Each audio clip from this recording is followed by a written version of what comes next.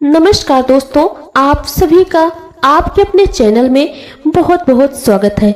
माँ लक्ष्मी का आशीर्वाद आप सभी के परिवार के ऊपर सदैव बना रहे। दोस्तों, इस साल 2024 में धनतेरस कब है, धनतेरस पूजा का शुभ मुहूर्त क्या है एवं धनतेरस में नई वस्तुएं खरीदने का शुभ मुहूर्त क्या है, यह सारी जानकारी आज के इस वीडियो में बताऊंगी। तो इस वीडियो को अपने फायदे के लिए पूरा जरूर देखना। दोस्तों, हर साल कार्तिक माह के कृष्ण पक्ष की त्रयोदशी तिथि को धनतेरस मनाया जाता है। पंचांग के अनुसार इस साल 29 अक्टूबर 2024 को दोपहर 12:35 से धनतेरस की शुरुआत होगी और 30 अक्टूबर को दोपहर 12 बजे से धनतेरस की शाम तक रहेगी।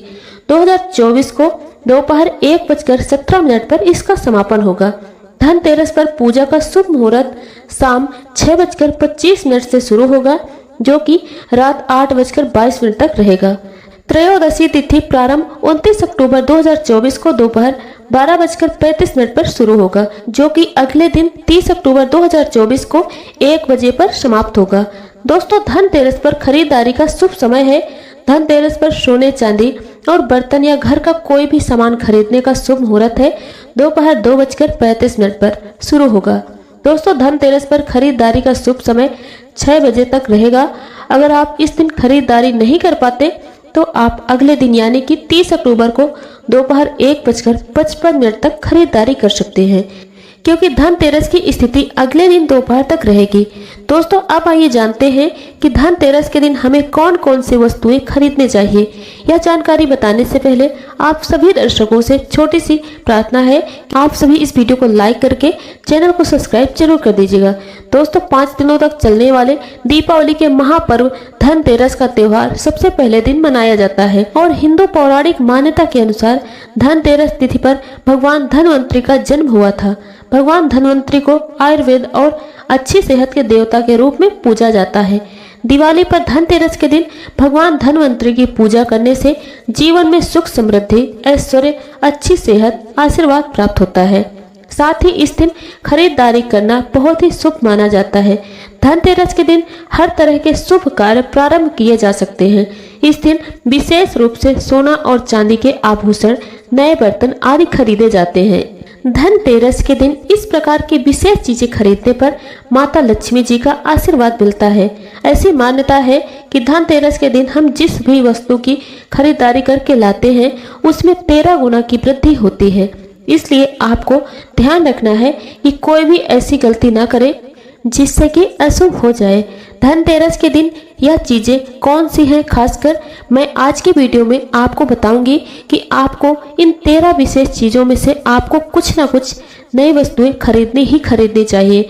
अगर आप सभी 13 वस्तु ना खरीद पाए तो इनमें से जो भी आपके सामर्थ्य वस्तु आप खरीद पा रहे हैं तो उनको जरूर खरीद कर लाएं। धनतेरस के दिन माता लक्ष्मी जी, कुबेर देवता और धनवंतरी भगवान की पूजा करने से घर में हमेशा धन धान्य, सुख सुविधा और वैभव से भरा रहता है। धनतेरस के दिन जो लोग सोने चांदी से बने हुए आभूषण या सोना चांदी नहीं खरीद पा रहे हैं तो कोई बात नहीं, जो भी उनकी आवश्यक सामग्री हो उसको आप खरीद सकते हैं और जरूर खरीदना चाहिए। सबसे पहले वस्तु है झाड़ू। धनतेरस के दिन नई झाड़ू खरीदना बहुत ही शुभ माना जाता है। झाड़ू को माता लक्ष्मी का प्रतीक माना जाता है और ऐसा माना जाता है कि नई झाड़ू धनतेरस के दिन पहले पूजा करके फिर उसका प्रयोग करने से घर की सारी नकारात्मक ऊर्जा दूर हो जाती है और घर में सुख समृद्धि का वास होता है। अगर हो सके, आपके सामर्थ्य में हो तो धनतेरस के दिन एक झाड़ू गुप्त रूप में दान करना चाहिए। इसे आप मंदिर में किसी चौराहे पर या ऐसी जगह पर जहां कोई जरूरतमंद व्यक्ति इस झाड़ू को उठाकर ले जाए, वहां पर आपको रख देना चाहिए। दूसरी वस्तु साबुत धनिया। धनतेरस के दिन आप कुछ लेकर आए या ना आए, साबुत धनिया तो हर कोई ला सकता है। साबुत धनिया लाकर दिवाली के दिन उसे पूजा करने के बाद अपने ही घर में क्यारी में, गमले में डालना चाहिए और ऐसा करने से कहा जाता है कि घर में आपके जो भी धन है, जो भी आय है, उसमें बरकत होने लगती है। अगर आए दिन अनावश्यक रूप से खर्चे होते हैं तो उसमें भी रोक लग जाती है। इस दिन नमक भी खरीद कर लाना चाहिए। नमक अगर आप डेली वाला लाते हैं तो और भी शुभ होता है, लेकिन आजकल डेली वाला नमक मिलना हर जगह पॉसिबल नहीं होता। तो आप जो भी नमक आपको मिल पाता है वो नमक आप घर पर जरूर लेकर आएं। धनतेरस से लेकर दीपावली के अगले दिन तक, गोवर्धन और भाई दूज तक आप इसी नमक का प्रयोग करें और इन 5 दिनों तक लगातार आपको नमक का पोंछा भी घर में लगाना चाहिए। ऐसा करने से दरिद्रता दूर होती है और घर में नकारात्मक ऊर्जा जो भी होती है वो दूर हो जाती है। चौथी वस्तु जो आपको घर पर लानी चाहिए वह है गोमती चक्र। कहते हैं कि जिस घर में गोमती चक्र होता है वहाँ सुख, सौभाग्य और समृद्धि की वृद्धि होती है। गोमती चक्र घर पर रखने से वास्तु दोष भी दूर हो जाता है और घर परिवार में किसी भी सदस्य में आत्मविश्वास की कमी हो तो धनतेरस के दिन गोमती चक्र लाकर उनके हाथ से पूजा करवाकर फिर बाद में आपको इन गोमती चक्र को अपने मंदिर में या फिर धन रखने के स्थान पर आपको रख देना चाहिए। ऐसा करने से जो भी संबंधित परेशानी है वो सब दूर हो जाती है। आपको ये सारी वस्तुएं मार्केट में पूजा वाली दुकान में बहुत आसानी से मिल जाएंगी। 5वीं वस्तु है कौड़ी। कौड़ियाँ आपको सफ़ेद, भूरी, पीली या चितकबरी मिल जाएंगी, लेकिन आपको जो कौड़ियाँ लानी है वह ये है सफ़ेद लेकर आएं या फिर पीले रंग की कौड़ियाँ लेकर आएं। कहते हैं जिस घर में कौड़ियाँ होती हैं वहाँ पर माता लक्ष्मी जी हमेशा वास करती हैं। कौड़ियाँ माता लक्ष्मी जी को आकर्षित करती हैं, इसलिए आज के दिन आप 5 या 11, 13 कौड़ियाँ लाकर आप जितना चाहे लेकर धनतेरस की शाम को या फिर दीपावली की रात को इनकी पूजा करके रोली, अक्षत, कुमकुम अर्पित करके एक लाल कपड़े में बांधकर आपको अपने घर में जहाँ पर भी आप धन रखते हैं वहाँ पर रख देना है। हर साल आप इन्हीं पुरानी कौड़ियों की पूजा कर सकते हैं। हर साल आपको कौड़ियाँ खरीदने की जरूरत नहीं है। यदि आप कौड़ी खरीदना चाहते हैं तो पुरानी कौड़ियों को आप जल में प्रवाहित कर सकते हैं। छठी वस्तु है श्री यंत्र। श्री यंत्र खरीदते समय देख लीजिएगा कि उस पर सभी चिन्ह, सभी जो निशान होते हैं वह सभी अच्छे से अंकित होने चाहिए। श्री यंत्र जिस घर में होता है, नियमित रूप से श्री यंत्र की पूजा जिस घर में भी होती है वहां पर कभी भी धन का अभाव नहीं रहता। श्री यंत्र की उत्पत्ति को लेकर धार्मिक पुराणों में उल्लेख मिलता है कि एक बार महालक्ष्मी जी प्रसन्न होकर यानी नाराज होकर पृथ्वी से वैकुंठ लोक चली गई। माता के रूठ जाने के बाद धरती पर समस्याएं प्रकट हो गई। ब्राह्मण और महाजन बिना लक्ष्मी जी के निर्धन हो गए। तब ब्राह्मणों में श्रेष्ठ वशिष्ठ मुनि ने निश्चय किया कि मैं लक्ष्मी जी को प्रसन्न कर पृथ्वी पर वापस लेकर आऊंगा। जब मुनि वशिष्ठ वैकुंठ में जाकर माँ लक्ष्मी जी से मिले तो उन्हें पता चला कि माँ लक्ष्मी जी तो अप्रसार पर आने को तैयार ही नहीं है। तब वशिष्ठ जी ने वहीं पर बैठकर भगवान विष्णु की आराधना शुरू कर दी। नारायण ने प्रसन्न होकर मुनि वशिष्ठ को अपने दर्शन दिए। वशिष्ठ जी ने श्री हरि विष्णु से कहा कि हम पृथ्वी पर बिना लक्ष्मी के बहुत दुखी हैं। सारे आश्रम उजड़ गए, धरती पर वैभव खत्म होने लगा। यह सुनकर भगवान विष्णु वशिष्ठ मुनि को साथ लेकर माँ लक्ष्मी जी के पास गए और उन्हें मनाने की कोशिश की, लेकिन फिर भी माँ लक्ष्मी जी नहीं मानी। तब उन्होंने कहा कि मैं किसी भी स्थिति में पृथ्वी पर वापस जाने को तैयार हूँ ही नहीं। जब चारों दिशाओं में माँ लक्ष्मी जी के पृथ्वी पर वापस न आने की बात फैल गई, तब देवताओं के गुरु बृहस्पति जी एक युक्ति सुझाए। उन्होंने कहा कि अब श्री यंत्र साधना ही एकमात्र उपाय बचा है जिससे माँ लक्ष्मी जी को धरती पर आना ही पड़ेगा। गुरु बृहस्पति जी के निर्देशों से श्री हरि ने धातु पर श्री यंत्र का निर्माण किया और उसे मंत्र सिद्ध प्राण प्रतिष्ठा युक्त करते हुए दीपावली के 2 दिन पूर्व धन त्रयोदशी को श्री यंत्र पर स्थापित करके विधि विधान से उसका पूजन किया। पूजन समाप्त होते होते माता लक्ष्मी जी को वहां पर आना ही पड़ा और बोली कि मैं किसी भी स्थिति में यहाँ आने के लिए तैयार नहीं थी, यह मेरा प्रण था, परंतु बृहस्पति जी की युक्ति से मुझे आना ही पड़ा। श्री यंत्र मेरा आधार है और इसी में मेरी आत्मा भी बसती है। यही कारण है कि धनतेरस के दिन श्री यंत्र खरीद लेना चाहिए और अपने घर में स्थापित जरूर करना चाहिए। 7वीं वस्तु है 7 मुखी रुद्राक्ष की माला या फिर 7 मुखी रुद्राक्ष। अगर आप धनतेरस के दिन 7 मुखी रुद्राक्ष को लाते हैं और फिर उसकी विधि विधान से पूजा करते हैं या भगवान शिव की पूजा करते हैं, इस रुद्राक्ष को प्रयोग करते हैं और किसी भी मंत्र का जाप करते हैं तो उससे आपके घर में कभी भी परेशानी नहीं आती, किसी भी प्रकार की कोई अकाल मृत्यु का भय नहीं रहता, क्योंकि दीपावली दीपों का त्योहार होता है। इस दिन अपने घर में अपने सामर्थ्य के अनुसार दीपक जलाए जाते हैं।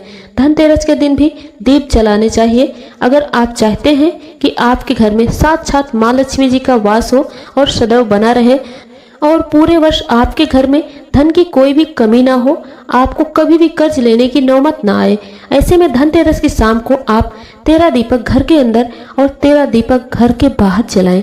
ऐसा करने से माँ लक्ष्मी जी का आशीर्वाद आपको प्राप्त होगा। और धनतेरस के दिन 8वीं जो वस्तु है वो आपको मिट्टी के दीपक जरूर खरीद कर लानी चाहिए। मिट्टी के दीपक आप अपने सामर्थ्य के अनुसार खरीद सकते हैं।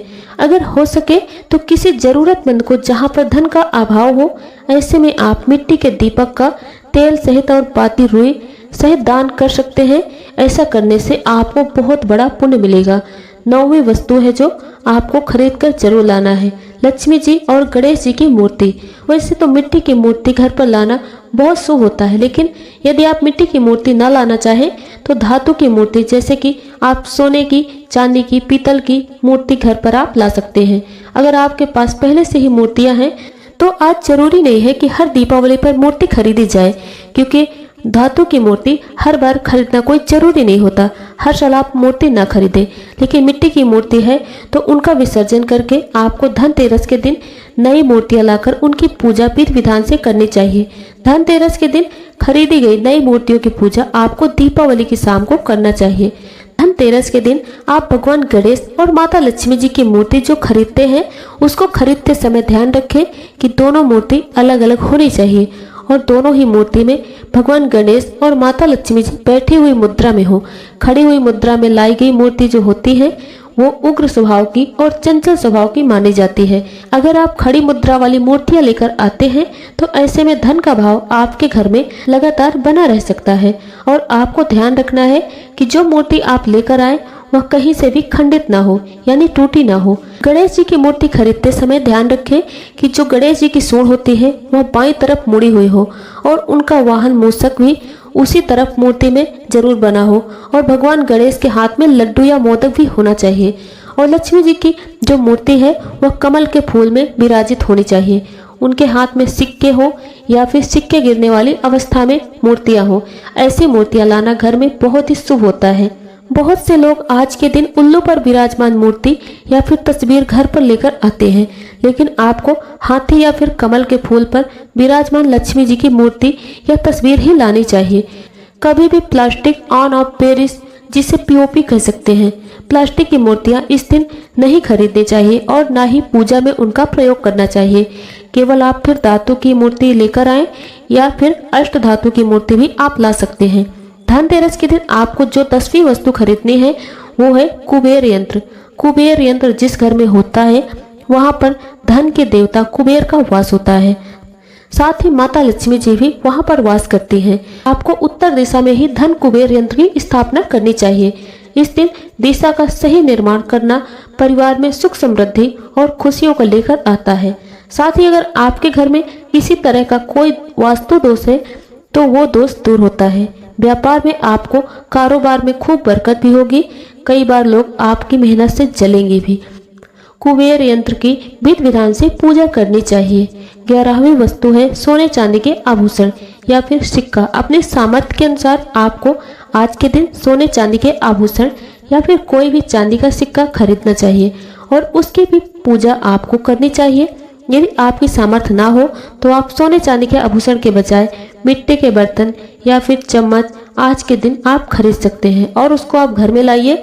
ये भी बहुत शुभ होता है। लेकिन नए बर्तनों में भी ये आपको ध्यान रखना होगा कि आज के दिन यदि आप पीतल के बर्तन खरीद कर लाते हैं तो ज्यादा शुभ होता है।